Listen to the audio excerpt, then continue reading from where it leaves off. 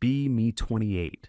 Work a decent IT job from home most days. Nothing special, just a regular guy trying to make things work. Live with my girlfriend Stacy for about 2 years. When we first got together, things were great. She was fun, energetic. We had the same sense of humor. The usual honeymoon phase stuff. But over the last year or so, things started to change. She got really into online social justice stuff. Not the kind that helps people, but the kind that finds problems in everything. Every conversation started to feel like a lecture. Every movie we watched had to be deconstructed for its problematic elements. Every interaction I had was put under a microscope for signs of toxic masculinity. It was exhausting, but I loved her. So I tried to be patient. I figured it was just a phase. My main role in the relationship slowly shifted. I went from being her boyfriend to being her personal sounding board, her emotional sponge. A perfect example happened a few months back, maybe in the spring. I was finishing up work on a Wednesday evening, finally closing my laptop, ready to just zone out and play some video games. The door opens and Stacy comes in like a hurricane, slams her purse on the counter, throws her keys into the bowl so hard they rattle. I know the look on her face. It's her, "the world has wronged me" face. I pause my game before it even starts. "Hey, rough day?" I ask. That's the only invitation she needs. For the next hour, I get a full, unabridged monologue about her job. Apparently, a promotion she was sure she was going to get went to someone else. Another woman in her department, a person she always complained about. She paced back and forth in the living room, dissecting every single reason why it was a grave injustice. Her boss was a secret misogynist who promoted the other woman to fill a quota. The other woman was a backstabber who probably stole her ideas. The whole system was rigged against her specifically. I just sat there on the couch and listened. I nodded in all the right places. I made sympathetic noises. When she finally ran out of steam, I did what I always did. I got up, made her a cup of chamomile tea, and sat down next to her. I told her she was right to be upset. I told her that her feelings were valid. I spent another 30 minutes helping her draft a professional but firm email to her boss asking for feedback. In reality, I just took her angry rant and rephrased it in corporate speak so she wouldn't get fired. She finally calmed down. She gave me a quick peck on the cheek, said thanks, and then immediately picked up her phone, started scrolling through social media, completely absorbed. I was left sitting there, mentally drained, my tea getting cold. My own plans for the evening were completely gone. That was a regular occurrence. My own bad days, my own stresses from work, there was never any room for them. If I ever tried to bring them up, the conversation would somehow pivot back to her within minutes. My server migration issue was nothing compared to the rude comment a stranger left on her Instagram post. I talked to my best friend Willie about it one weekend. We were at a bar just catching up. He asked me how things were with Stacy. I gave him the non-committal. "Yeah, they're good, you know." He just looked at me. He's known me since we were kids. He can read me like a book. He said, "Dude, you look tired. Not like need more sleep tired, but soul tired." I ended up telling him about the constant venting, the one-sided support system our relationship had become. Willie took a long sip of his beer. He told me, "You're not her boyfriend, man. You're her emotional janitor. She just dumps all her garbage on you at the end of the day and expects you to clean it up." He said it wasn't a partnership if only one person was doing all the emotional heavy lifting. I knew he was right, but I didn't know what to do. I still cared about her. I thought maybe I could fix it. I thought if I just supported her enough, eventually she'd be happy and things would go back to normal. Spoiler alert, that's not what happened. The breaking point came on a Tuesday. I think it was a Tuesday. It was the end of a massive project at my job. We were rolling out a new system, and of course everything that could go wrong did go wrong. The servers crashed. Data was corrupted. Clients were screaming. I had been working 14-hour days for a week straight, fueled by nothing but caffeine and stress. That day, we finally fixed the last bug. The project was done. I came home feeling like a zombie. I was completely hollowed out. All I wanted was a hot shower and silence. I walk in the door and Stacy is standing there, phone in hand, with that same furious look on her face. I didn't even have my shoes off yet. She starts in on me immediately. Not about her job this time, not about her friends, about some online argument she was having with a total stranger on the internet. Some guy disagreed with her about a movie, and she was acting like he'd committed a war crime. "I just can't believe the nerve of some men," she said, shoving her phone in my face. "Look at this comment. This is pure, unadulterated toxic masculinity." I couldn't even read the words on the screen. My eyes were blurry from staring at code all day. I put my hand up.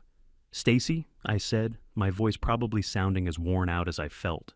"Please, can we not do this tonight? I've had a horrible, horrible day. I can't." It was the first time I had ever pushed back. The first time I had ever put my own needs first. She stopped. She stared at me. Her expression wasn't hurt. It wasn't sympathetic. It was cold, academic fury, like a professor whose stupidest student just questioned their life's work. She crossed her arms. "Wow," she said, her voice dripping with condescension. "Just, wow." She took a deep breath, like she was preparing for a debate. "Do you have any idea what you're doing right now? You're dismissing my lived experience. You're refusing to perform the basic emotional labor required in a partnership." I just stared at her. Emotional labor? That was a new one. I'd heard her use it when talking about her job, but never about us. She went on. She explained to me, like I was a child, that listening to her problems, validating her feelings, and providing comfort was a form of labor. It was a job that women, historically, have been forced to do for men for free.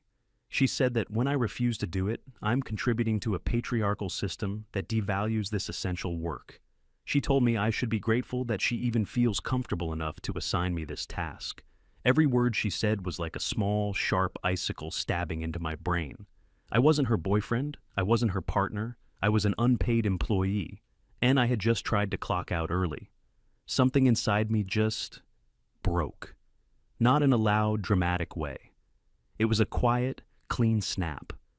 The part of me that was trying so hard, the part that was making excuses for her, the part that was absorbing all her negativity, it just vanished.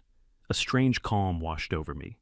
I looked at her, standing there in our living room, lecturing me about my duties. And for the first time, I saw her not as the woman I loved, but as a bad manager. I didn't argue. I didn't raise my voice. I just nodded slowly. I looked her right in the eye. "You're right," I said. My voice was completely flat. "It is labor. I understand now." Her smug expression told me she thought she'd won. She thought she'd educated me. She had no idea what had just happened. She had just given me the rulebook to a game I was tired of playing. And I was about to follow those rules to the absolute letter. The next morning, the change began. I didn't announce it, I just did it. She was in the kitchen, complaining about how the coffee tasted weird. Normally, I'd apologize for some reason, or offer to make a new pot, or ask a dozen questions about what was wrong with it. Instead, I just looked at it. "I see," I said. "You could submit a formal complaint to the manufacturer if you believe the product is defective." Then I just went back to eating my toast. She blinked, confused. "What?" "I was just saying—" "Your statement has been logged," I replied, without looking up. She didn't know what to say to that, so she just went quiet. Later that day, she texted me. It was a long wall of text about a fight she was having with one of her friends. Standard procedure was for me to text back a novel of my own, full of supportive phrases and questions designed to make her feel heard. This time, I waited a few minutes. Then I replied, "That sounds like a challenging interpersonal conflict. What is your desired resolution?" Her reply came back instantly, followed by, "I just want you to listen to me." My response, "I have received and processed your statement. Do you require a data-driven analysis or a list of potential conflict resolution strategies?" She just sent back a single angry thumbs down emoji. I didn't reply. This went on for weeks. I was the perfect boyfriend on paper. I still did my share of the chores, sometimes even more. I was polite. I was punctual. I asked about her day. But when she answered, when she started her usual venting, I became a corporate HR robot. My coworker took credit for my idea. "Have you documented this incident with a timestamp and reported it through the proper channels?" I feel like my friends are leaving me out. "Have you reviewed the terms of your social contract with these individuals? Perhaps a renegotiation is in order. I just feel so sad today, and I don't know why." Emotional states without clear causal factors can be difficult to analyze. I recommend monitoring your symptoms and consulting a professional if they persist. It was driving her insane. She couldn't get angry at me because I wasn't being mean. I was being logical and helpful. I was offering solutions. But I wasn't giving her what she actually wanted, my emotional energy, my sympathy, my soul. I was no longer her janitor. I was now a help desk technician, and she didn't have the right ticket number. One Saturday night, we went to a party at a mutual friend's house. It was the first time we'd socialized as a couple in a while. Stacy was in a circle with some of her friends, and I was on the other side of the room talking to Willie. He gave me a look. "So, how's the new management style working out?" I just smiled. "Productivity is down, but my personal morale is at an all-time high." He clapped me on the shoulder, laughing. Later in the evening, I saw Stacy get into a debate with some guy. It was getting a little heated. The guy wasn't being aggressive, but he was challenging her points, and she was getting flustered. She kept glancing over at me. It was the silent signal, the "come save me" look, the "get over here and back me up" bat signal she'd used 100 times before. Old me would have dropped everything and rushed to her side. I would have jumped into the argument, defended her position whether I agreed with it or not. New me just took a sip of my drink. I met her gaze from across the room. I gave her a small, encouraging nod. A completely neutral gesture. "You got this, champ." Her face fell. The look of betrayal was so intense it was almost comical. She quickly fumbled her way out of the conversation and came storming over to me. "Why didn't you help me?" she hissed, keeping her voice low. "Help you with what?" I asked, feigning ignorance. It seemed like a standard exchange of ideas. "You appeared to be holding your own." "He was being a condescending jerk. You were supposed to back me up. That's what a boyfriend does." I tilted my head. "My role, as I understand it, is not to engage in your conflicts on your behalf," I said calmly. "That would be overstepping my professional boundaries. However, I can offer a post-conflict debriefing session later if you'd like." She just stared at me, speechless. Her mouth opened and closed a few times. She looked like I had just started speaking to her in a dead language. She turned and walked away without another word. She avoided me for the rest of the night. The ride home was completely silent. I felt nothing, no guilt, no anxiety, just a strange, peaceful emptiness. I had clocked out. The company could burn for all I cared, but the real test was yet to come. I knew her usual problems, work, friends, internet strangers, were just minor service requests. I was waiting for a system-critical 5-alarm emergency, and it arrived about a week later. It involved her cat. She loved that cat more than anything. It was an old, grumpy Persian she'd had since before we met. I came home from the one day a week I had to go into the office. Stacy was sitting on the couch, looking distressed. This was different from her usual "I'm mad at the world" look. This was genuine fear. "What's wrong?" I asked. "It's the cat," she said, her voice trembling. "He hasn't eaten all day. He's just been hiding under the bed." This was serious. Old me would have been on the floor with a flashlight instantly, cooing at the cat, trying to coax him out. I'd be looking up emergency vet numbers, reassuring her that everything was going to be okay. I stood there in the living room. I processed the information. A sudden change in an animal's eating habits and behavior can be an indicator of a significant health issue, I stated. The recommended course of action is to seek immediate consultation with a qualified veterinarian. She looked at me, her eyes wide with disbelief. "Seth, what is wrong with you? Can't you see I'm scared?" "I have acknowledged your emotional state of fear," I replied, my tone perfectly level. "My recommendation remains the same. Shall I Google the number for the 24-hour emergency vet clinic for you?" She started to cry. Real, desperate tears. "I don't want a search engine. I want my boyfriend." It was a direct plea, an appeal to the man I used to be. I felt a tiny flicker of something. Pity, maybe? I extinguished it immediately. I had my new operating procedures. I had to follow them. "The entity you are referring to as your boyfriend is not equipped to provide veterinary medical advice," I said. "Contacting a professional is the most logical and effective step to ensure the well-being of your pet." I took out my phone, found the number, and read it out to her. She just sobbed, dialing the number with shaking hands. I didn't comfort her. I didn't hug her. I went to the kitchen and started methodically unpacking the dishwasher. My work here was done. I had provided a solution. The rest was her problem. She got an appointment at the emergency vet clinic that night.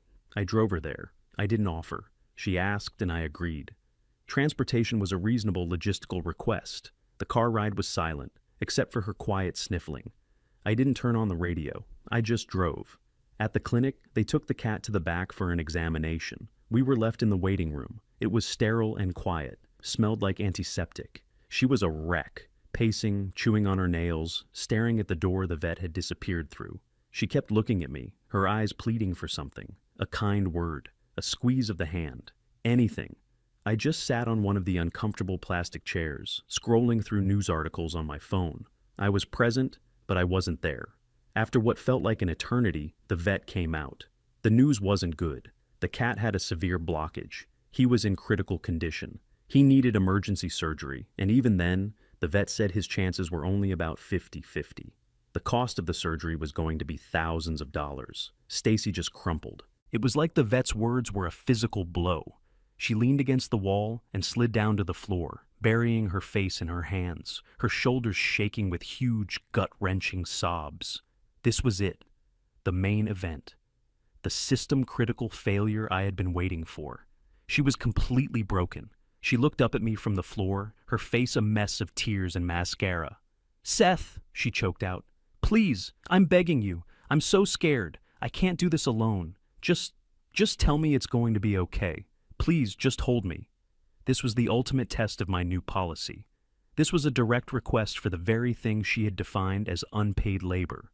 I looked down at her on the floor. Then, I calmly glanced at my phone to check the time. I looked back at her. My voice was quiet but not unkind. It was just neutral, factual. "Stacy," I began, "it's 8:30 p.m. My designated workday ended at 6 p.m. I let that sink in for a moment. Emotional support, as you have previously clarified, is a form of labor. Providing this service outside of standard hours would be considered overtime. I paused again. As we do not have a pre-existing agreement or compensation structure for such work, I am unfortunately unable to fulfill your request at this time. The sobbing stopped. Instantly. She just froze, still huddled on the floor. She slowly lifted her head, her tear-filled eyes wide with a dawning, horrified realization. It was the look of someone who has just been checkmated in a game they invented. She was staring at a monster that she had created, built from her own words and theories. She didn't say anything. She couldn't. What could she say? "You're wrong? That's not what I meant." It was exactly what she meant. I had just taken her at her word. I stood up. "I will be in the car," I said. "Let me know what you decide regarding the surgical procedure. I can facilitate the payment if you choose to proceed." Then I turned and walked out, leaving her there on the cold, sterile floor of the vet's office, alone. She ended up paying for the surgery. The cat, against the odds, actually pulled through. I picked them both up a few days later. Stacy was different, quiet, subdued. The lectures stopped. The complaints stopped. The constant need for validation stopped. She was trying. She started asking about my day and actually listening to the answer. She made me dinner a few times. She was trying to be the girlfriend she used to be, but it was too late. The snap that had happened inside me, it didn't unsnap. I couldn't look at her without hearing her lecture me about emotional labor. I couldn't see her cry without picturing her on that clinic floor. The trust, the intimacy, the very foundation of the relationship was gone. It had been replaced by a transaction, and I no longer wanted to be a part of it. About a week after the cat came home, I started packing my things. It was a Saturday morning. I just got some boxes from the storage closet and started putting my books in them. She came into the room and saw what I was doing. Her face went pale. "What are you doing?" she asked, her voice barely a whisper. "I'm moving out," I said, not stopping my packing. She started to cry again, but these were different tears. Not the dramatic look-at-me tears from before. These were quiet, desperate ones. "Seth, please don't," she said. "I know I messed up. I'm so sorry. I was wrong. All that stuff I said, it was stupid. I just read it online and I finally stopped and looked at her. "It's not about you being wrong, Stacy," I said, and my voice was finally my own again, not a robot's. "It's about you showing me the truth." I picked up another book and placed it in the box. "You showed me how you really see a relationship. You see it as a job, a list of duties and obligations. You weren't my partner, you were my supervisor. And I was an employee you were taking for granted. I taped up the box and reached for another one. Well, I quit. I looked around the room at all the things that were once ours. Consider this my 2 weeks' notice, effective immediately. She didn't have a response to that. She just stood there and watched me pack up 2 years of my life. I called Willie, and he came over with his truck to help me move my stuff into a storage unit. He didn't ask a lot of questions. He just saw the boxes, saw my face, and nodded. He knew. As we carried the last box out, Stacy was standing in the doorway. "So, this is it?" she asked, her voice hollow. "After everything?" I stopped and looked at her one last time. "You wanted me to value your emotional labor," I said. "Well, I've finally learned to value mine, and it's worth more than this." I walked out and didn't look back. I stayed on Willie's couch for a couple of weeks while I found a new apartment. It was strange at first. The quiet, the freedom. I had so much free time, so much mental energy that was no longer being consumed by someone else's manufactured drama. I started going to the gym again. I got back into some old hobbies I'd let slide. I reconnected with friends I hadn't seen in ages because I was always too busy dealing with Stacy's latest crisis. I felt light. It was like I'd been carrying a heavy backpack for 2 years and had finally been allowed to take it off. I hadn't even realized how much it was weighing me down until it was gone. A few months went by. I was in my own place, settled in. Life was good. I was out with Willie and a few other guys, just grabbing a beer on a Friday night. My phone buzzed in my pocket. I pulled it out and saw a notification. It was a long text message from Stacy. I could only see the first few lines in the preview. "Hi, Seth. I know it's been a while, but I can't stop thinking about you. I've been going to therapy, and I realize..." I didn't read the rest. I wasn't angry. I wasn't sad. I felt absolutely nothing. Her emotions were no longer my problem to solve. Her epiphanies were no longer my reward. It was just data from a system I no longer had access to, a job I no longer worked at. With a slight smile, I held my thumb down on the conversation and hit delete. Then I put my phone back in my pocket. Willie raised his glass. "To what?" I clinked my glass against his. "To being unemployed," I said. And for the first time in a very long time, I felt genuinely free.